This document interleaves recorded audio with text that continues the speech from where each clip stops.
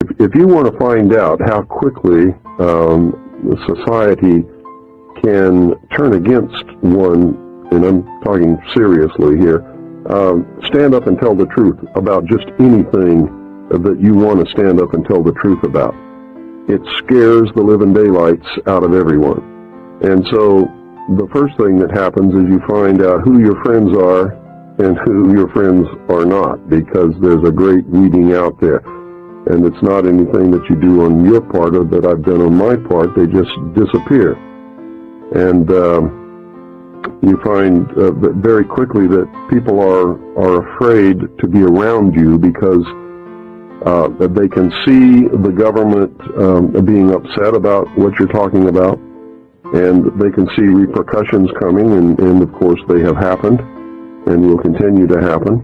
And ultimately, I really believe that there will be some kind of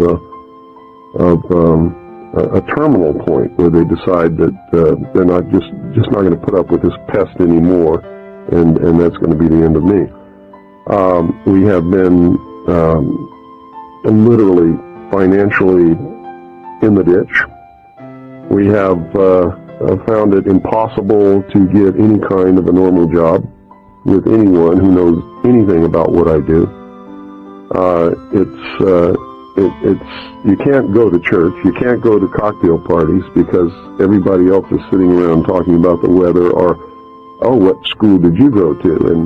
And when you have done the research and arrived at some of the answers that I know to be true now, those people become like kindergarten children. They're not in the real world, and I can't engage in that kind of a conversation. So you really find yourself in another world that has nothing to do with all of the rest of the people who are running around engaged in their activities that they think are so important to them. And to them, they really are. But to me, they've lost the reality of what really is important, and they're about to lose their freedom to even discover those things at this point. I ask you a last question, and that is, how would you like to be seen or remembered in future years when people look back and you think about the thrust of your work? What is it that you would like to be best remembered for? I think I would like to be remembered like Paul Revere was remembered. At a time when it was needed and nobody else would do it, I got on my horse and rode through the night and said, the British are coming. That's all. I'm not looking for any fame or any fortune. You certainly don't get rich doing what I'm doing. And infamous is probably the real word that describes what happens to you as far as public recognition in a world where political correctness is the theme of the day. You just don't do what I'm doing. So if anybody wants to remember me, I would certainly be pleased if they just remembered I did what was the responsible and the right thing to do at a time when nobody else had the guts to do it.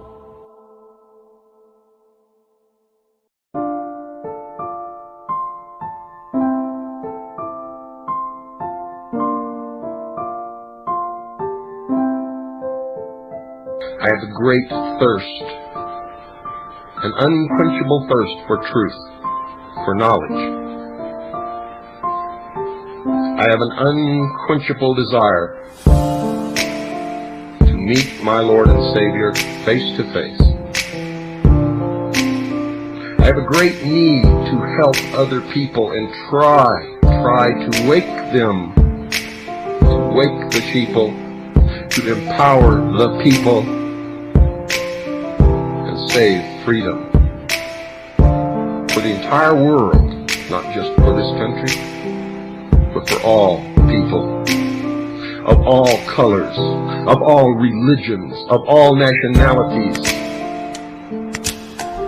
beautiful or ugly or somewhere in between, I don't care. I have this great feeling of compassion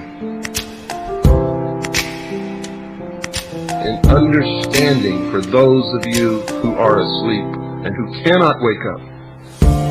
And I realize and understand that some of you never will, for it is not meant to be, for you cannot. You are afraid. Standing up alone without looking to someone for leadership or someone to tell you what to do or where to go or give you your pittance so that you can live is a very scary proposition for most people. But at the same time, it is the only means of salvation upon this earth for the human race.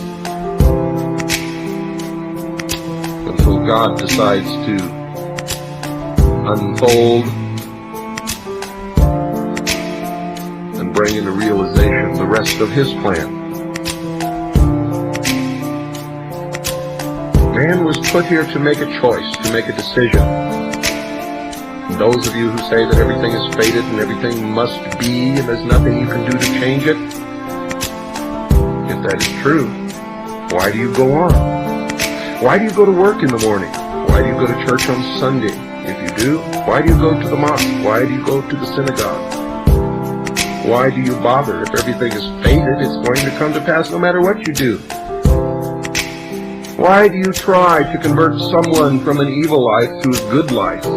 If everything is fated, that's their fate. Leave them alone.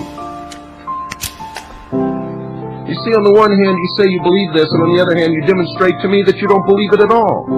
That it's an excuse. Why you don't have to be responsible.